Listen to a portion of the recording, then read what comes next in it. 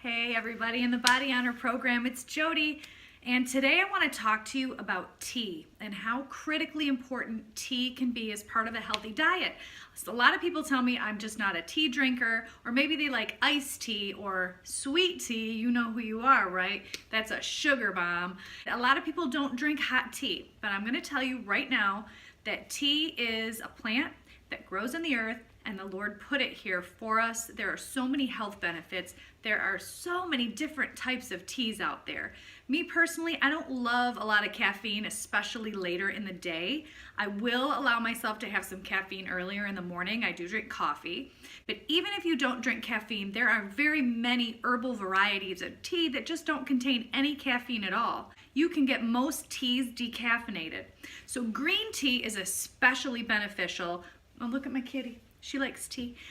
Multiple studies have shown green tea to actually boost your metabolism or your metabolic rate, or the rate at which your body burns calories. So there's no reason you shouldn't be having a cup or two of green tea each day. I recommend, if you're going to have it with caffeine, that you do it earlier in the day. This tea that I happen to be drinking here has a kind of a funny name. It's called Pu'er. I know that's silly. It's P-U--E-R-H.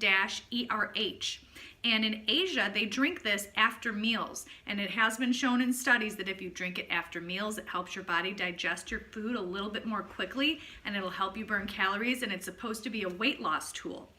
And there are many teas out there that are actually marketed as dessert teas. And I'm talking about the sweeter varieties of tea that you'll see. Now, the other important thing is sometimes you think you might not like a certain kind of tea. Like, for example, I thought I didn't like green tea because I left the tea bag in for maybe 5 minutes and it gets extremely bitter. So you need to read the instructions on the box. If it says to steep for 3 minutes, you need to take the tea bag out at 3 minutes. Don't let it sit in your cup. The other thing you need to be aware of, if it says to cover while you're steeping, you need to put a saucer or another plate or something over it, because what will happen is the essential oils and the natural ingredients in the tea are volatile, and what that means is they break down very quickly.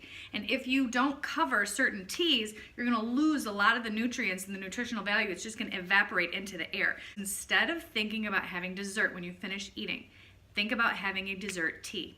And I'll show you what I use to sweeten up my tea, because sometimes I'm looking for a little bit of a sweeter flavor, because when you just put a tea bag in water, typically it's not very sweet. But you can add some stevia drops to your liking, anywhere from 3 to 10 drops. And this is a pretty big mug, so in something like this, I would put about 10 drops. They even have a chai tea flavored stevia drop.